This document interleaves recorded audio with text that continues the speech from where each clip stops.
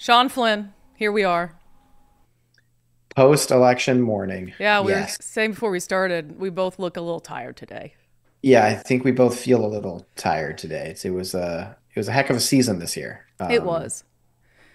And lots of late nights last night, and now we have the results, and we can hash through those and Yeah. figure out what they mean. Yeah. Yeah, and I mean, some aren't decided yet. There's some Senate races and some state house races that we're still trying to wait and see where things land. Really bad night for Republicans. I don't know how you could spin it any other way. So in terms of the Rental Housing Association and rental laws and some of those issues we've been dealing with, how are you feeling today?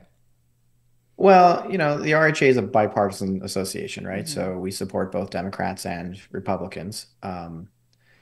We support a lot more Democrats than we used to because there's just a whole lot less Republicans. And what RHA finds, and I think other folks who work in the political sphere will tell you as well, is that when you have a balanced legislature, you get better law. Maybe not the law that one side necessarily wants in totality, but that's the point of the legislature. The legislature, it's called Congress, and Congress means to meet, right? It's a time for us as a society to send our elected representatives to discuss the topics that are important. And through that discussion, through that back and forth between folks with varying viewpoints, um, you get a better policy, in my opinion. And when you have a supermajority on one side or the other, whether it be Democrats or Republicans, you have a tendency to get policy that is uh, not from the process of mediation, but from the process of strictly power politics. And oftentimes that's not great policy. 100%. And it gets to the point where they would have to make a conscious decision to include Republicans or dissent or disagreement in their conversations, because if you have a supermajority, you really don't have to, right? You can just say, we don't care what you have to say, what you think. We're going to pass the policy we want to pass. So do you have faith in, if that's where it ends up, in the Democratic Party in this state still working across the aisle if they are not required to pass bills? I worry about any unchecked power in government. Yeah. That being said, the Democratic senators that I work with on a regular basis um, believe in reciprocity and include folks across the aisle, other ranking members, that sort of thing. Um, but we haven't had a supermajority yet.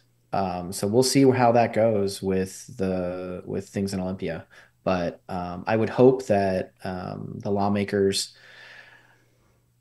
respect the process and really reach out to folks of varying opinions on their bills to really try to get some dissent in there because it makes a better bill. Yeah. You know what? Sean, we seem so sad. I just thought of a good result from last night. Hmm. Springer. He did. That's somebody who, without him, I think, he's a good, reliable no vote on some of the more extreme, maybe rental policies as opposed to his progressive opponent, Melissa Demian. So, there you go. That's a great news. And look, hey, you know, we this is the first time we've had a really competitive Supreme Court race Uh huh.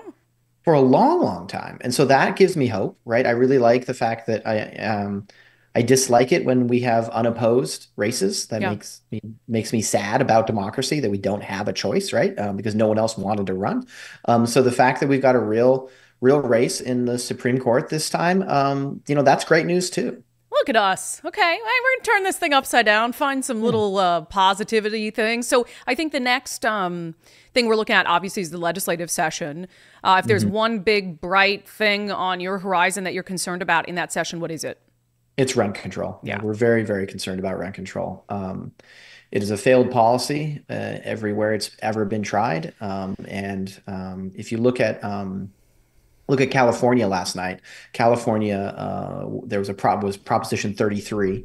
Hmm. There was an attempt to roll back some what little little guardrails they had left on rent control. They were attempting to expand rent control in California, and it was defeated soundly. Mm-hmm. It was a last I checked, it was 66% of Californians. This is a liberal state, voted against the rent control package. So it is a policy that even California has, the liberalists in California think is a dumb idea, because they've had to live with it.